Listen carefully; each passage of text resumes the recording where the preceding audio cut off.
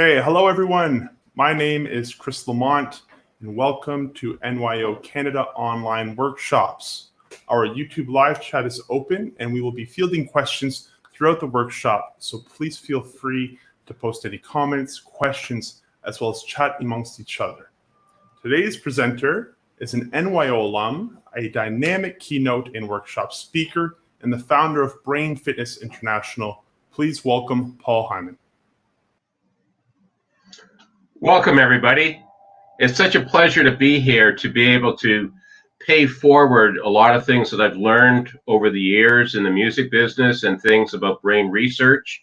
I have 4 customized webinars for you. It's going to build from today onwards. I'm glad you all have handouts that we'll refer to. And just a couple other things is that in the world of music, I am music. It talks about universal communication with everybody.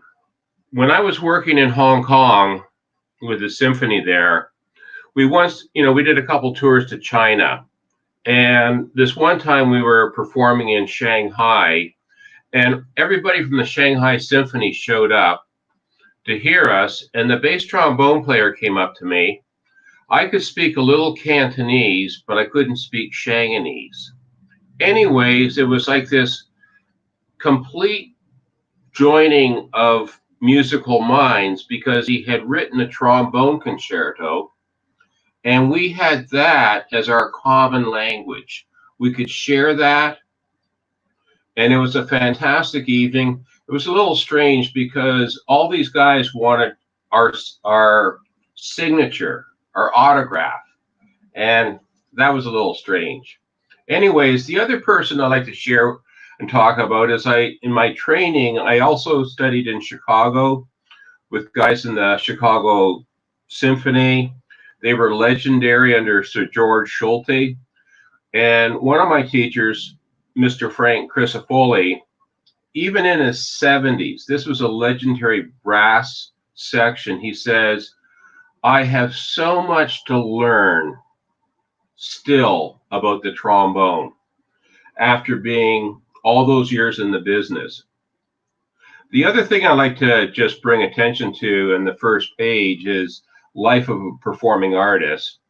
And I think we're all working towards perfection. However, I say there is no such thing as perfection in an imperfect medium. We don't have the ultimate performance. We don't have the ultimate piece of art. We can get pretty close, but it can change. We can improve upon this. And that's what makes music so interesting and is a lifetime dynamic. We're always adding to it. So don't be too hard on yourselves if it doesn't always come out perfect. There's always another day, and use it as a learning. So my goal for these 4 webinars is to talk and show you research that's been done about the brain and musicians and how it affects our many, many different elements of our lifestyle.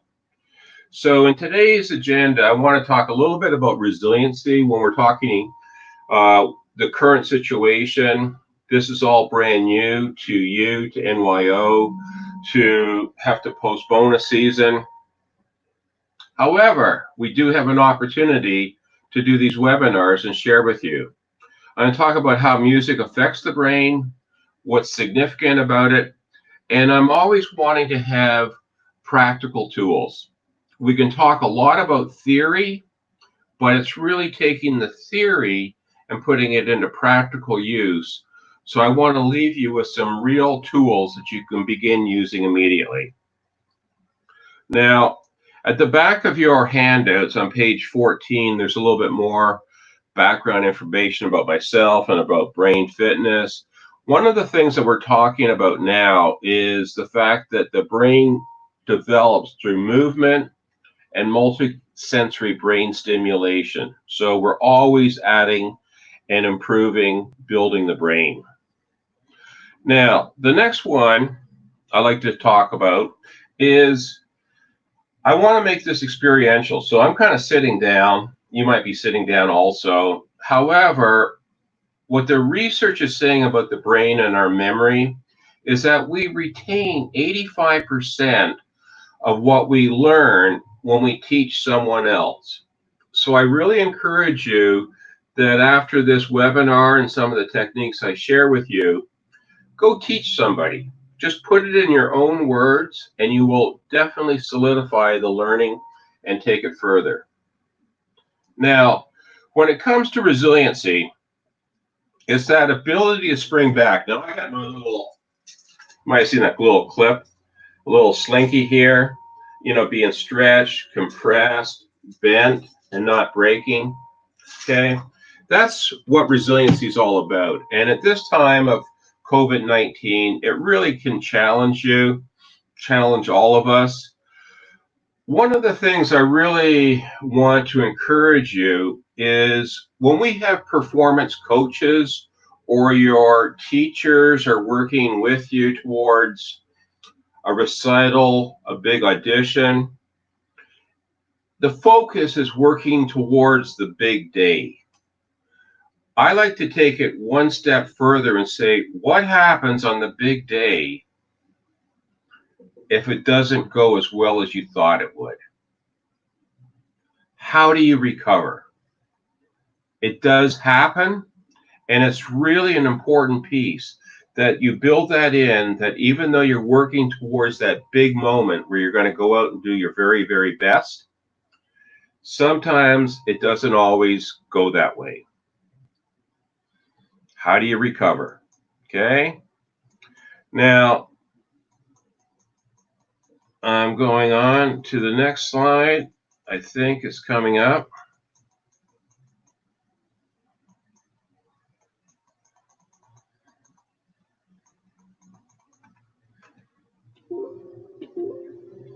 And I've sort of lost my link. Okay, let me just go back here. So resiliency, understanding the ability to bounce back, is different for every one of you, okay?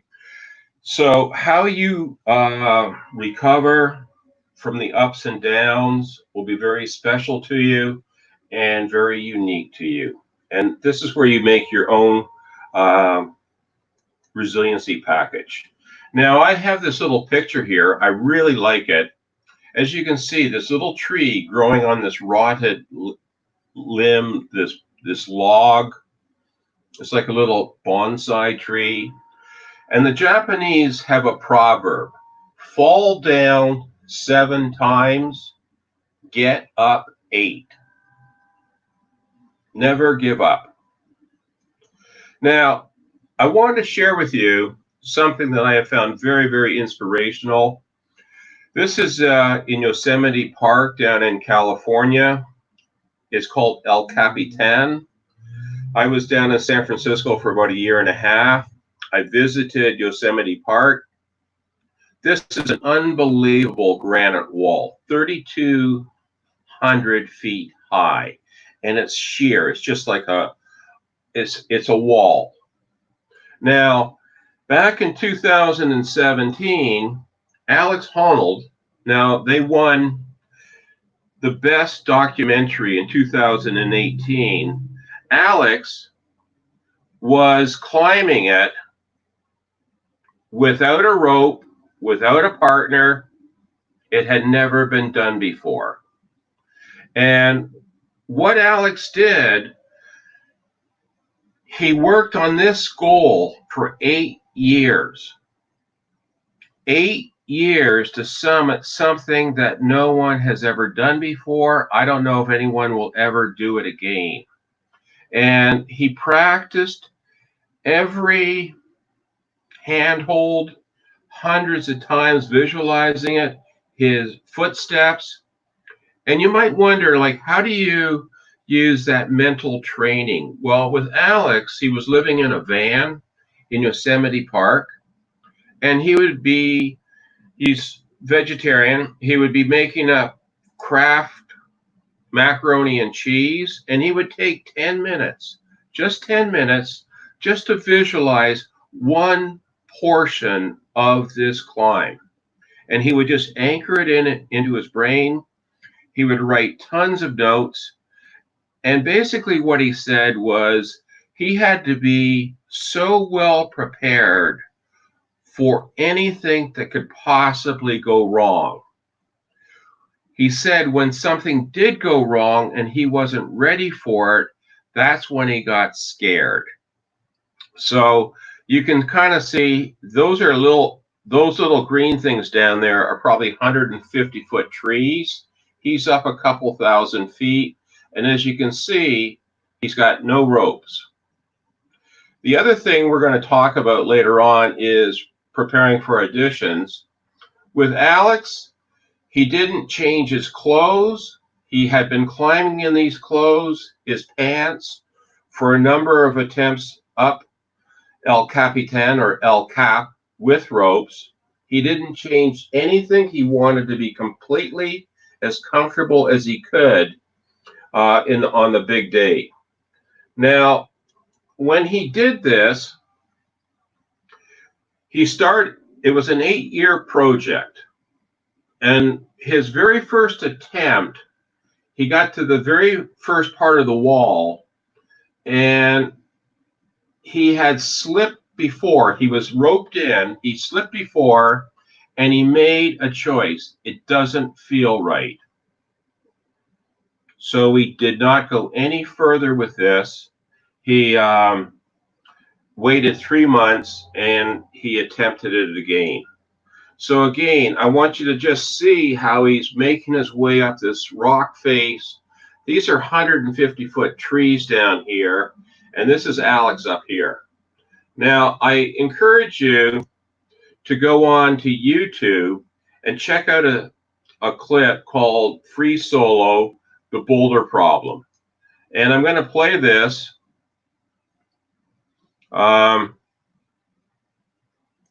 For you. Now I'm going to take my screen up a little bit larger.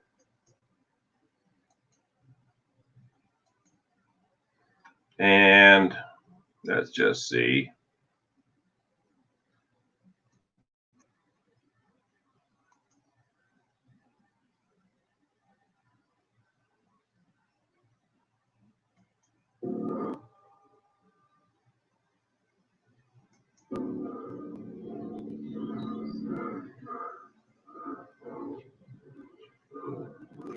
Watch his acrobatic choreography. He's 2,000 feet up, everyone. He had attempted it 60 times in ropes and had fell a number of times. He only has one chance.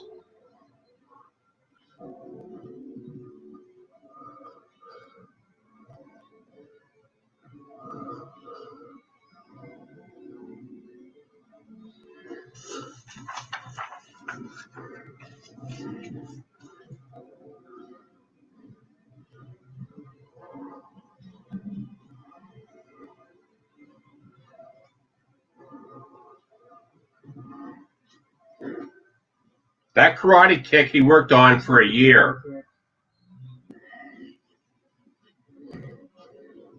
He's got it.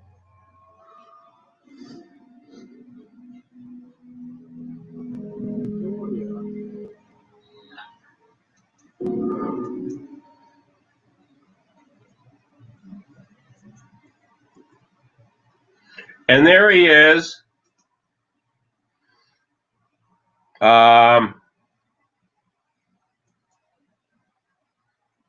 I want to get back to my screen.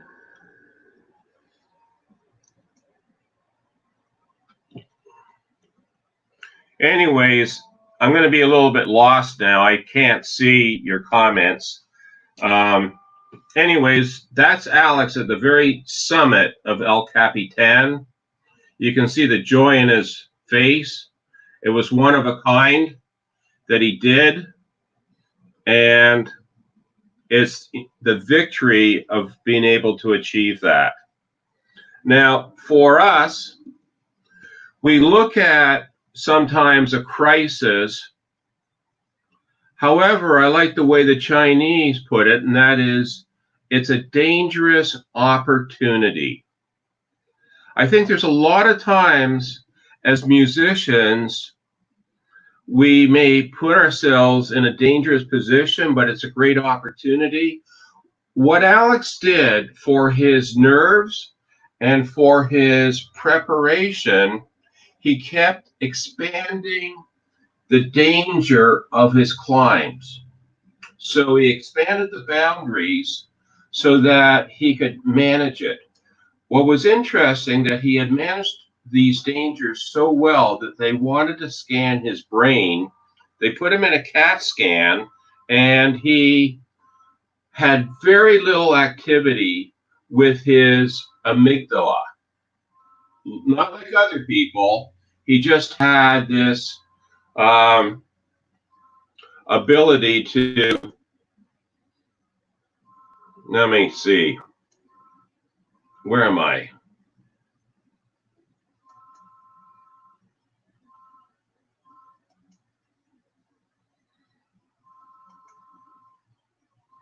Okay, I just wanted to see if I could get back to seeing your comments. Anyways, what Alex had done was had extended those periods of danger and got to a place where he could take some extreme challenges and be able to lessen the challenge. So we're always pushing ourselves as musicians to get to that level. Now, when we have this called serendipity, there we go. There's 5 levels. You have it in your handouts on page 3. One of the things that's really key is strong self, that really to have that inner belief in yourself no matter what happens. If you believe in yourself, that's all that really matters. I don't know if I've ever met a musician that has gone for an audition, the amount of time, preparation, and money that goes into all of that, not to go down and win. It's just a mindset. I'm not going to go down and compete with 100 people and come in second. Not always does it happen, but it is a mindset. Now, one of the things I wanted to talk about is this concept up here, serendipity. And that is, how do you turn misfortune into good fortune? So how do you take what you're doing now and turn it into a positive experience? In 1979, I was on tour with the Bolshoi Ballet and members of the Toronto Symphony, and we played some Swan Lake, that's okay, but what we were also playing was Spartacus by Khachaturian. It's a 3-hour ballet, unbelievably straining as a brass player, because you can imagine all the battle scenes being played out. We would do a matinee and we would do an evening performance. However, I also knew that there was an opening for the Victoria Symphony that I was practicing for. So afterwards, we can't see your screen. Okay. Let me see if I can show this to you then. Can you see it now?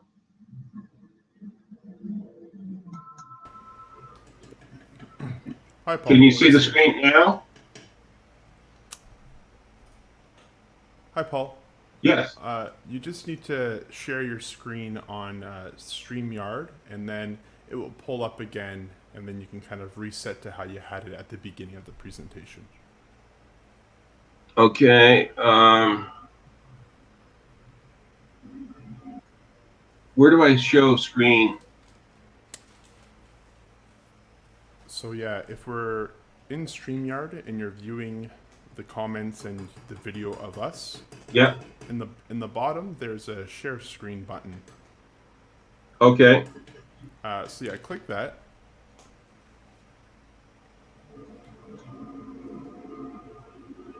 And then select share your screen because you want to share your PowerPoint.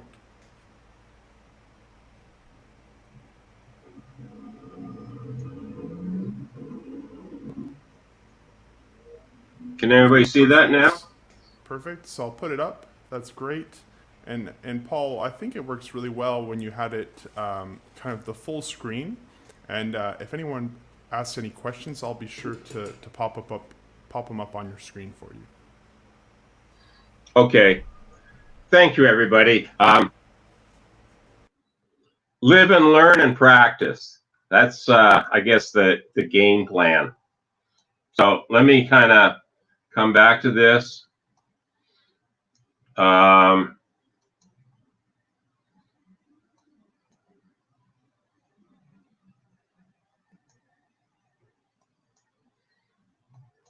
Not quite sure why it's doing what it's doing.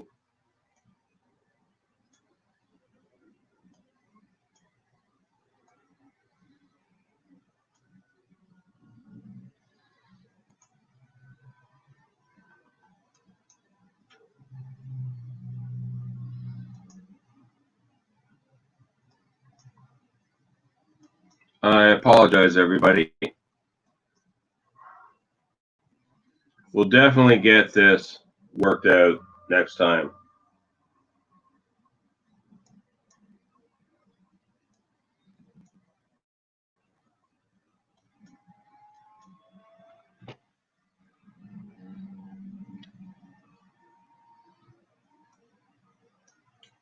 Any suggestions, Chris?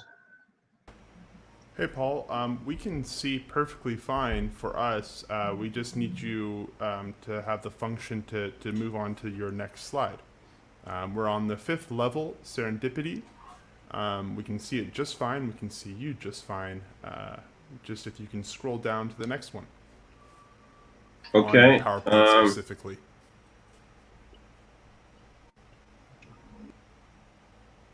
Oh. Okay, everyone. We're going to have to get Paul back in here. As we do that, maybe grab a glass of water, and I'll help get him back in here.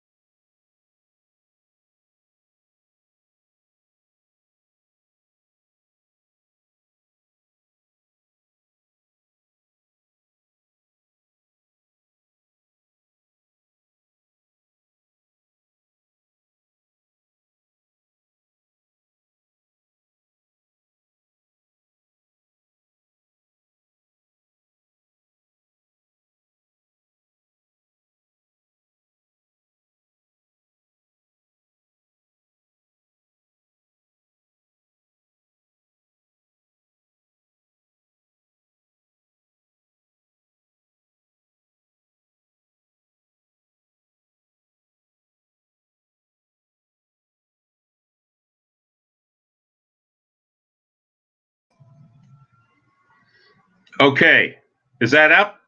Paul, we're here. All right. I'm Thank putting you, back. everybody. What can I say? Resiliency.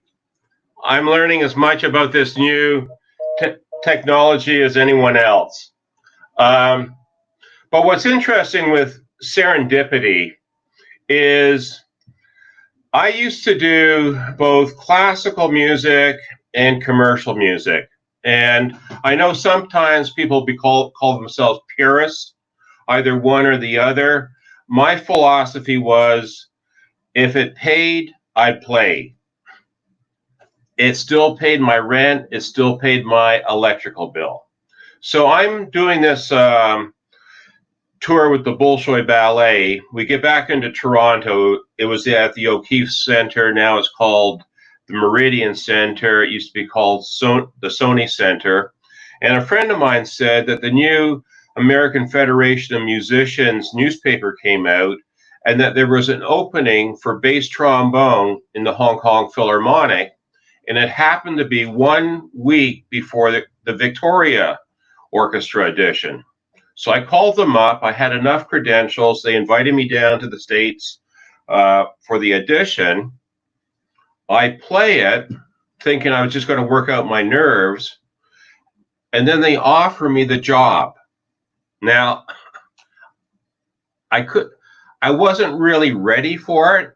I asked them if they would give me a week's time to think about it, to go to Asia. I know it sounds a little crazy. Anyways, they told me if they didn't have a signed contract in their hands by midnight, the conductor told me this, they would give it to the runner-up. So I thought, yeah, I could maybe get the Victoria job, but I already had a symphony job already offered to me. So that was serendipity. So again, as we go further, we used to call this phrenology. They used to map out the bumps on the brain and read people's personality. It was very expensive back into the 1900s. Now what we're seeing with the brain's research, you have all of this in your handout. But in the last 10 years, we've learned more about the brain in the last 100 years. And there's tons of publications now and thousands of scientists all over the world studying the brain. And a lot of times in the newsstands, in the books, you're going to see all kinds of new discoveries about the brain. It's fascinating. It's changing every week. So one of the things that music does for the brain is a lot. And you can kind of see all these different things that are enhanced by playing music. It is an incredible gift to you all to be musicians because your brain is constantly taking it to the next level. Now, I'm sure you already know who this guy is, Homer Simpson, his profile.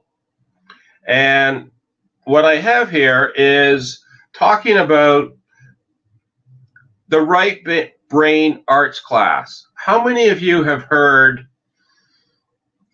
oh, you're a musician? That must mean you're more right brain. Have you ever heard people say right brain is the creative side? Really, it's not. You're using your whole brain. A lot of times we want to be able to take a score. We want to analyze what other instruments are doing at the same time we're playing our part. We want to analyze the musical style. There's so many things that we analyze, and then we get out on stage, and then we want to make music. But we have to study all these other intricate parts. So brain and music is a total experience. So no, it's not a right brain experience. We're using all of our brain. Now, one of the things around this is you can see in these brain scans that even if you're a beginner or a professional, you're using all your brain in order to play your instrument and perform. It's not just one side or the other. It's a combination of everything. Now, here's a research. Like I said, there's a ton of research coming out discussing the benefits of the arts, music, and how it correlates to cognitive skills. This next slide I want to show you is something I think you'll find really quite interesting. And that is SAT scores. People down in the United States taking examinations to go into university, they significantly score higher as musicians than people that did not play instruments. So when we're looking at what does it do? Well, it changes all kinds of parts of our brain in terms of attention, fine motor skills. I like this one, deferred gratification. We work, we practice for years sometimes before we can take it to a level that's something we can go out and perform with. So we don't get instant gratification. Sometimes we have to defer the gratification. Diversity. We need to socialize with people. We need to work together. What's interesting is playing an audition, you're playing like a soloist. You have to have that little flair. However, the opposite is true when you get into an ensemble or an orchestra. You have to play in the section. You have to blend with people. You have to work with people's personalities. Okay, flow, expertise, and definitely self-confidence. And as I said, you step out on stage, it can be a little frightening, but you become used to it and you do greater and greater things. Now, here's another example of stimulating these neurons down here, and it hits different parts of the brain. It's fed up, right to the top part of the brain. And when we're talking about the motor cortex right here, which you'll see here, I'd like everybody to just take your hands, just place it over your head like this, and that is basically your neocortex of your motor cortex, okay? It's like that's the part that your motor cortex is located in for moving your body and brain. Hi, Paul. Now, some other... Sorry, Paul, I'll interrupt you briefly. It's going great. You haven't shared your PowerPoint with us still, though perhaps you can describe it a little bit more in depth, because we are getting a lot of the point, just not the PowerPoint right now. So either we can share it or you can just describe the images a bit more for us. Okay, can you get it now? No, you have to initiate from the StreamYard share screen. Can you see it now?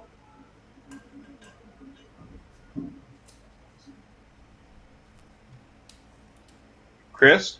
Nope, not yet. Sorry.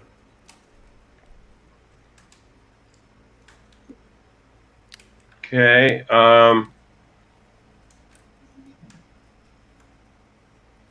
That's my whole screen. And you initiated from StreamYard, where just underneath our video, where you can see both of us, there's a share screen option. You click on that. Yeah. And then it should prompt you to choose a browser or your whole screen. Select your whole screen. Okay. And then confirm that. There we go. And then now open up your PowerPoint. Perfect. We're there, Paul. That's great. Just like that. I am so apologetic, everybody. I promise you, working out these little bugs, they'll be ready the next time, next Sunday. I just want to go a little bit further. We look at Yo-Yo Ma, worked with him lots of times.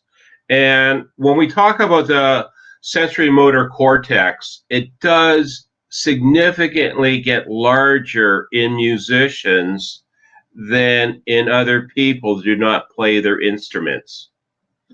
And here's something else. Here's a keyboard player, and here's that motor cortex, this band here on the left hemisphere, band here on the right hemisphere. Here's a string player. This is that neocortex right here, motor cortex, and here it is on the right hemisphere.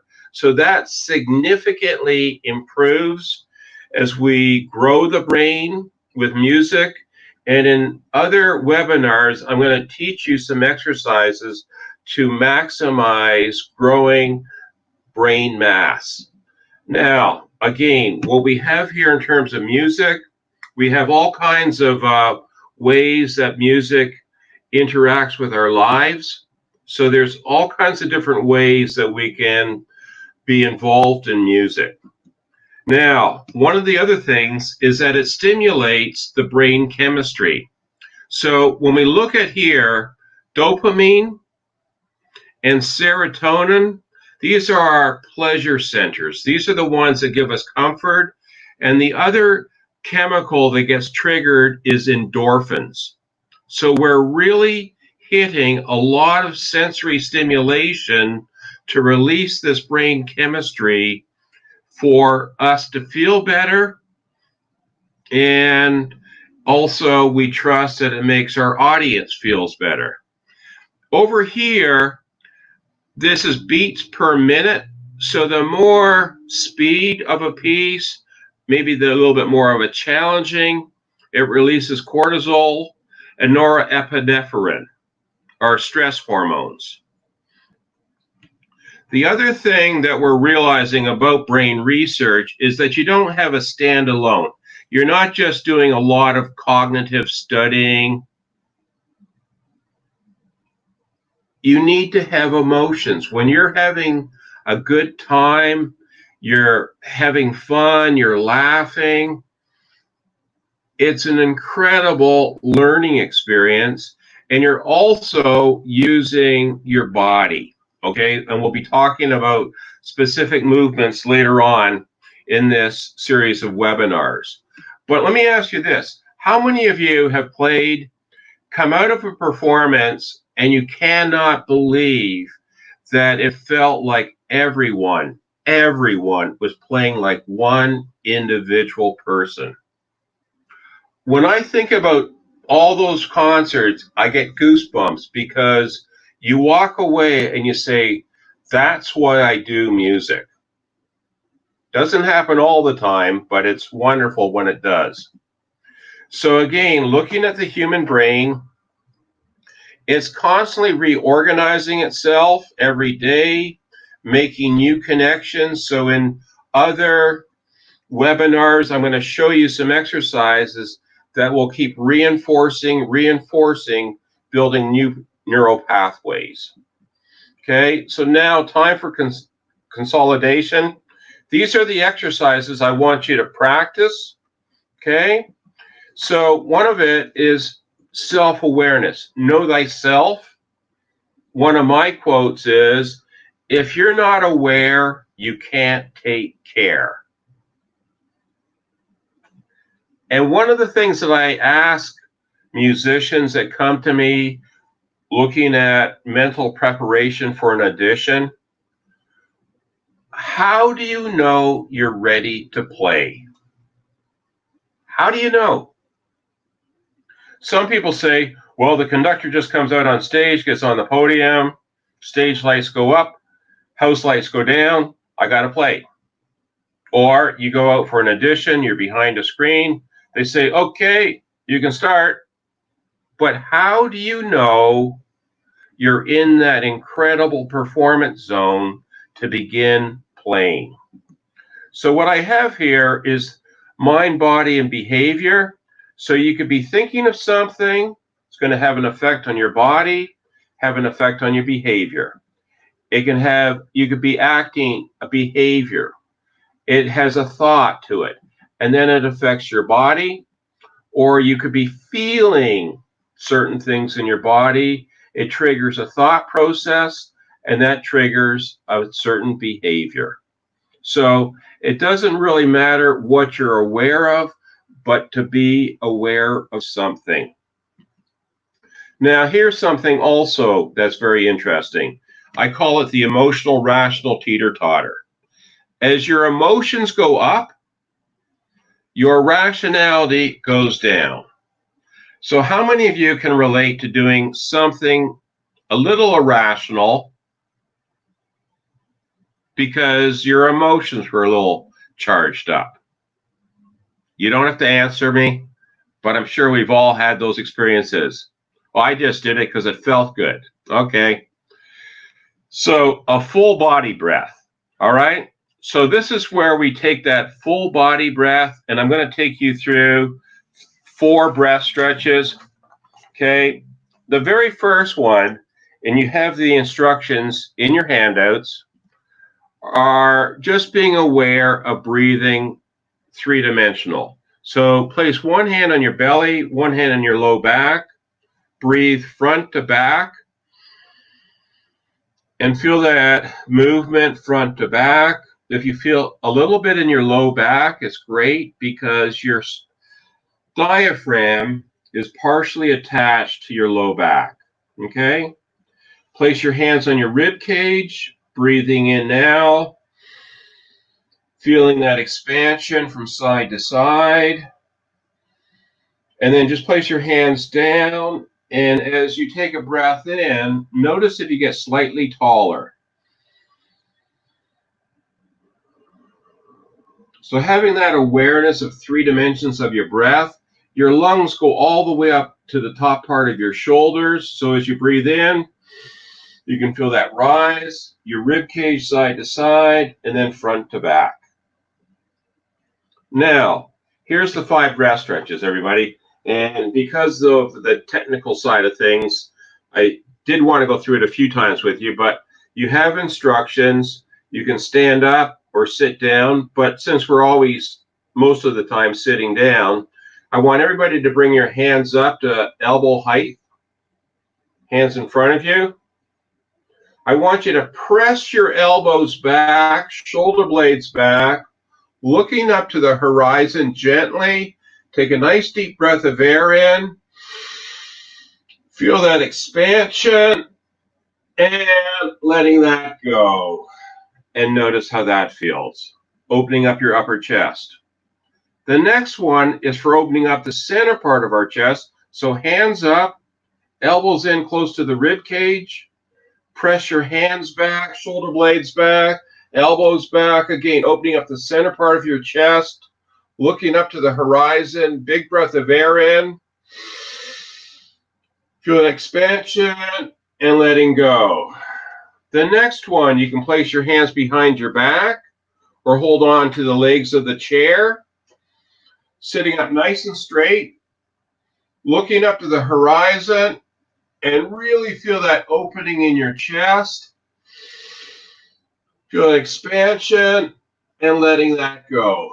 This is really important because a lot of times when we're doing keyboarding at the computer or maybe playing our instruments, we hunch over, these muscles start to shorten up. So that's a great one. Number 4, to stretch out the muscles of our rib cage, hands are straight out in front, thumbs are down, cross your arms, bring your palms together, interlock your fingers, reach up nice and tall, lean over to one side, feel that lengthening on the opposite side of your rib cage and breathe. And up and over to the other side. Keep pushing your arms out. Feel the lengthening on the opposite side of your rib cage and breathe. And let that go. Notice how that feels. And the last one is most important. Cross your arms, or I like to say, give yourself a hug. Bring your hands up over your head and say, I love me. I can't hear you, but I love me. So those are the 5 breath stretches. The instructions are in your handout, both standing and sitting. Next one is 6 Tai Chi breath stretches. In Hong Kong, I see lots of people doing Tai Chi in the morning. So again, just notice how you're feeling right now. And we're going to go through this. We're going to start here and go all the way up here, okay? So the very first one, you can still be seated. We'll do this standing another time. Breathe in, arms just float up to shoulder height. Breathing in. Palms away, breathing out like you're separating a curtain. Palms up, everybody, as if you're scooping up a big ball of positive energy above you. And then exhale to shoulder height with your fingertips up towards the ceiling. And it's not as clear in the instructions, but it's like a letter T. Breathe in all that you need for yourself. And then exhale, pushing down. Do this a couple more times. Breath in, everybody. Arms up. Palms away, breathing out. Palms up, breath in. Exhale to shoulder height, fingertips up towards the ceiling. Breathing in all that you need for yourself. And then exhaling, pushing down. Notice how that feels. So mindfulness, I know you're having some other instructors talking about mindfulness, but it's really about taking time to, without judgment, staying in a very neutral place, not reacting, but responding creatively, okay? And taking a multi-sectional picture and just breaking it down into bits and pieces to figure it out, okay? And sternum focus, this is also in your handouts. This comes from biofeedback. So take one hand, everybody, place it on your chest. Notice if you feel the temperature of your hand, if it's warm or if it's cool. Sometimes when we get nervous, we have cold, clammy hands. So just notice the temperature of your hand. And now just breathe. And allow that hand to go along for a ride, up and down. So just breathing in and down and breathing in. And notice the feeling on your chest. Take your hand away. Notice if you still feel that contact of your hand on your chest.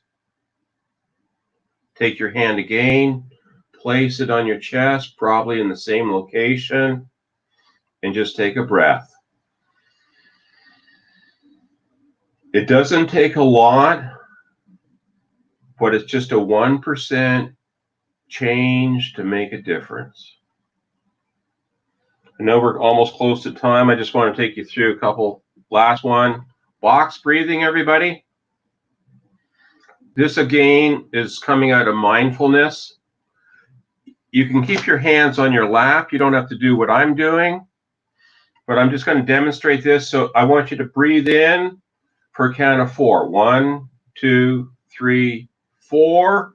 Hold it. 1, 2, 3, 4. Breathe out. 1, 2, 3, 4. Hold it. 1, 2, 3, 4. Breathe in. 1, 2, 3, 4.